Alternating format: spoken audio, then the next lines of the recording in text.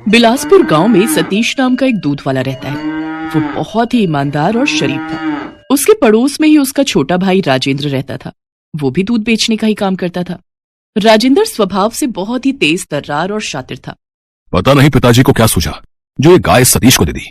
अगर वो ऐसा ना करता तो इस पूरे गांव में इकलौता दूध वाला मैं ही होता। सतीश बहुत अच्छा इंसान था। दिल लगाकर काम किया करता था और अपने परिवार के साथ खुश रहता था। वहीं राजेंद्र हमेशा गुस्सैल, अशांत और दूसरों का बुरा सोचने वाला इंसान था। अरे राजेंद्र, आ गए दूध बेचकर? हाँ भैया, आ तो गया। आपके सामने ही खड़ा हूँ, दिखता नहीं क्या आपको? क्यों हमेशा इतना गुस्से में रहता है? कभी शांति से भी बात कर लिया कर। मुझे नहीं आता शांति से बात करना। अब मैं चलता हूँ, आज मुन्नी के स्कूल में बुलाया मुझे। अच्छा ठीक है ठीक है। राजेंद्र अपने बड़े भाई सतीश को बिल्कुल भी पसंद नहीं करता था। हमेशा बाबूजी सतीश भैया की बढ़ाई किया करते थे और हर बार उन्हीं का पक्ष लिया करते थे। न जाने कौन सी बात है ऐसी इनमें, मुझे तो कुछ भी खास नहीं लगता।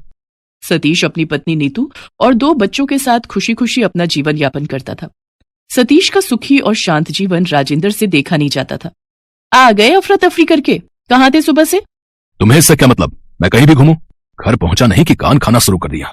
देखिए जी, मुझसे तो आप ऐसे उखड़े हुए स्वर में बात ना ही कीजिए तो बेहतर होगा। कह देती हूँ। हाँ, तुम मेरा दिमाग खाना बंद करोगी तभी तो मैं शांत हो पाऊंगा। आपसे तो बात ही करना बेकार है। अब मैं सीधे मुद्दे की बात पर आती हूँ। अब हमारे बच्चे बड़े होते जा रहे हैं, उनका खर्चा बढ़ता जा रहा है, लेकिन तुम्हारी आमदनी है कि अभी भी उतनी की उतनी ही है। ऐसे घर नहीं चलने वाला। तो अब क्या चाहती हो? डाका डालूं? चोरी करूं? अरे डाका डालने के लिए कौन कह रहा है? मैं तो बस ये कह रही हूँ कि दूध बेचने से काम नहीं चलेगा। साथ में सतीश जेठ जी की तरह खेतीबाड़ी का काम भी किया करो। इस कड़ी धूप में मुझसे नहीं होती खेतीबाड़ी। धूप का काम करके बीमार पड़ना है क्या? सतीश भाई साहब को देखिए, वो तो आपसे बड़े हैं, फिर भी कितने मेहनती हैं। तो फिर आप भी उनके जैसा बनने की कोशिश क्यों नहीं करते? हो तो दोनों सगे भाई, लेकिन फिर भी कितना अंतर है दोनों में। बस तुम्हारे मुंह से ही यह सुनना बाकी रह गया था। बाकी सब तो उस सतीश की तारीफ करते नहीं थकते, जो अब तुम भी उसके गुणगान कर रही हो। अगर इतने ही अच्छे लगते हैं तो तुम भी चले जाओ उनके पास। ये कैसी बातें कर रहे हैं आप? कुछ भी ना सोचते हैं ना समझते हैं, जो भी मन में आता है बोल देते हैं। जाइए, मुझे नहीं करनी आपसे बात। न जाने क्या देख लिया इस पूर्वी ने उस सतीश भाई साहब ने। अब कुछ ना कुछ तो सोचना ही पड़ेगा। राजेंद्र सारी रात बैठकर अपनी आमदनी बढ़ाने के बारे में सोचता रहता है। कैसे अपनी आमदनी को बढ़ाया जाए जिसमें समय भी ज्यादा न लगे और आमदनी भी हो जाए। फिर उसके मन में चोरी का विचार आता है। चोरी? हाँ, ये तो अच्छा आइडिया है। कल जब लोगों के घरों में दूध देने जाऊंगा तो सबके यहाँ से थोड़ा थोड़ा कुछ चुरा लूंगा। अगले दिन सवेरे दूध निकालने के बाद जैसे ही राजेंद्र ग्राहकों के घरों में देने जाता है तो वो हर किसी के यहाँ से छोटा मोटा सामान चुपके से उठा लेता और बाजार में जाकर बेच आता। सिर्फ 300 रुपए? इस काम से कुछ खास लाभ नहीं हो रहा। कुछ और तरकीब सोचनी पड़ेगी। एक दिन जब राजेंद्र दूध बेचकर वापस आ रहा होता है तभी उसकी नजर सतीश पर पड़ती है। मुखिया उससे दूध लेते हुए कह रहा था, वाह भाई वाह, तुम बहुत अच्छा दूध देते हो। मेरे घर में तो सभी तुम्हारे दूध की तारीफ करते हैं। जी, मिलावट वाला काम मेरे बस का नहीं, और न मिलावट करना मुझे पसंद है। बाकी मेरी गाय तो है ही। बस यूं समझ लीजिए कि बाबूजी का आशीर्वाद है हम पर। बात तुम्हारी बिल्कुल सही है। अच्छा, अब मैं चलता हूँ। कल भी मेरे लिए 2 किलो दूध बचा कर रखना। जी जी बिल्कुल। राजेंद्र चुपके से दोनों की बातें सुन रहा होता है। तभी उसके दिमाग में एक आइडिया आता है। वो खुशी खुशी घर जाता है और अगले दिन सवेरे तड़के उठकर वो सतीश के निकाले हुए दूध में मरा हुआ चूहा डाल देता है। मुखिया जैसे ही दूध लेने के लिए आता है तो दूध डालते वक्त उसके बर्तन में मरा हुआ चूहा आ जाता है। ये देखकर मुखिया बहुत गुस्सा होता है। सतीश, क्या है ये सब? कल ही मैं तुम्हारे दूध की तारीफ कर रहा था और आज उसमें ये सब क्या है? जी वो मैं कुछ नहीं जानता ये कहां से और कैसे इसमें आया। मैं तो सब ढक कर रखता हूँ। आज से मेरे यहाँ तेरे घर से दूध नहीं आएगा बिल्कुल भी। हाँ। ऐसे ही राजेंद्र कभी सतीश के दूध में से आधा दूध निकाल लेता और बाकी बचे हुए दूध में पानी की मात्रा अधिक डाल देता और ऊपर से उसमें मक्खी, चूहा, मेंढक डाल देता, जिससे कि सतीश के ग्राहक घटने लगे और राजेंद्र के बढ़ने। राजेंद्र पहले तो अपना दूध बेच कर आता और फिर सतीश के चुराए हुए दूध को बाजार में बेच आता और खूब मुनाफा कमाता। वैसे तो मैंने उसके काफी ग्राहक कम कर दिए, लेकिन अब मुझे कुछ और भी सोचना होगा जिससे कि उसके बचे हुए ग्राहक भी मेरे पास ही आए। अब तो मेरे पास एक ही उपाय है और मैं उसे भी करूंगा। मेरा ये उपाय काम कर गया तो फिर इस गांव में इकलौता मैं ही दूध बेचने वाला हूंगा और सभी ग्राहक मेरे पास ही आएंगे।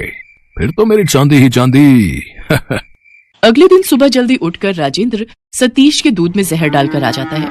इस बात से अनजान सतीश सभी ग्राहकों को दूध बांटने जाता है, जिसे पीते ही कुछ की मृत्यु हो जाती है तो कुछ अस्पताल में भर्ती हो जाते हैं। सभी उसके घर के बाहर जाकर हंगामा करने लगते हैं और उसके घर पर जोर जोर से पत्थर मारने लगते हैं। अरे रुको भाई, क्या हुआ? ये सब क्या हो रहा है? सतीश घर के बाहर जैसे ही आता है सभी उसको पकड़कर मारने लगते हैं। कुछ देर में पुलिस भी वहां आ जाती है और वो सतीश को पकड़कर ले जाने लगती है। तभी सतीश की पत्नी नीतू और बच्चे जोर जोर से रोने लगते हैं। नीतू पुलिस से कहती है, रुक जाइए साहब, मेरे पति निर्दोष है, इन्होंने कुछ भी नहीं किया। लेकिन पुलिस उसकी एक नहीं सुनती और घर पर बैठे बैठे नीतू सारा दिन रोती रहती। एक दिन वो सोचती है, आखिर कौन है वो जिसे इनके जेल जाने से फायदा हो सकता है। तभी उसका ध्यान राजेंद्र पर जाता है और वो उस पर नजर रखनी शुरू कर देती है। अब गांव में इकलौता राजेंद्र ही दूध वाला था। उसकी अब खूब कमाई होने लगी थी। वाह वाह वाह, उस सतीश के जेल में रहने से मुझे कितना फायदा हो रहा है। मेरी कमाई दुगनी हो गई। अब तो राजेंद्र खूब खर्चा करता, जेब में खूब पैसे लेकर घूमता। अब बोलो पूर्वी, मैं उस सतीश से बेहतर हूं कि नहीं? देखो देखो, अब कितनी कमाई हो रही है, हैं? अगर ऐसे ही कमाई होती रही ना तो कुछ दिनों में मैं हमारे लिए एक नया घर ले लूंगा, बड़ा वाला। हाँ जी, ये तो कमाल ही हो गया। आपकी कमाई तो अब खूब अच्छी हो रही है। अच्छा, मैं सोच रही थी कि पहले तो पैसों की तंगी की वजह से मैं मायके नहीं जा पाती थी, लेकिन क्या अब हो आऊं? हाँ हाँ, क्यों नहीं, जितने दिन रहना चाहती हो रहो, अब मैं बहुत खुश हूँ। अगले दिन पूर्वी नीतू के पास जाती है और उससे कहती है, भाभी मैं कुछ दिनों के लिए मायके जा रही हूँ, क्या आप इन्हें खाना बनाकर दे देंगी? हाँ हाँ पूर्वी, क्यों नहीं, ये भी कोई कहने की बात है। रात को जब नीतू राजेंद्र के लिए खाना लेकर आती है तो देखती है कि राजेंद्र नशे की हालत में होता है। अरे भाभी, आप यहाँ? हाँ, खाना देने आई हूँ।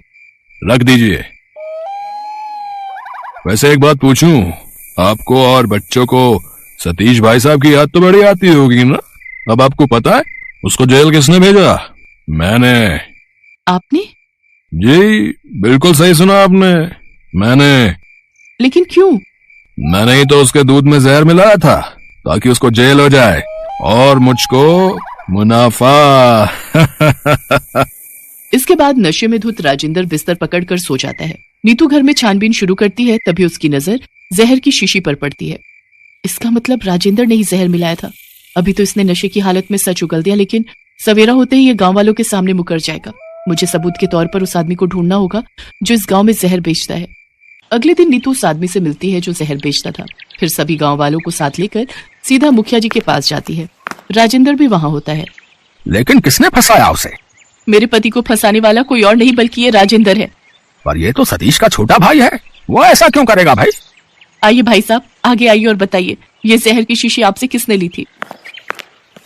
जी ये जहर मुझसे राजेंद्र जी ने लिया था। जिस दिन राजेंद्र ने ये जहर लिया था उसके अगले दिन ही ये घटना घटी थी। राजेंद्र क्या कह रही है नीतू, क्या ये सब सच है?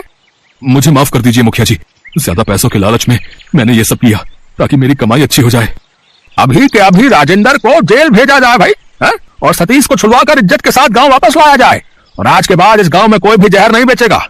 अगर कोई ऐसा करता पाया गया तो उसे दंड दिया जाएगा। राजेंद्र को गिरफ्तार कर लिया जाता है और सतीश को इज्जत के साथ गांव में वापस लाया जाता है। सभी गांव वाले सतीश से माफी मांगते हैं और वापस से सतीश से दूध लेना शुरू कर देते हैं।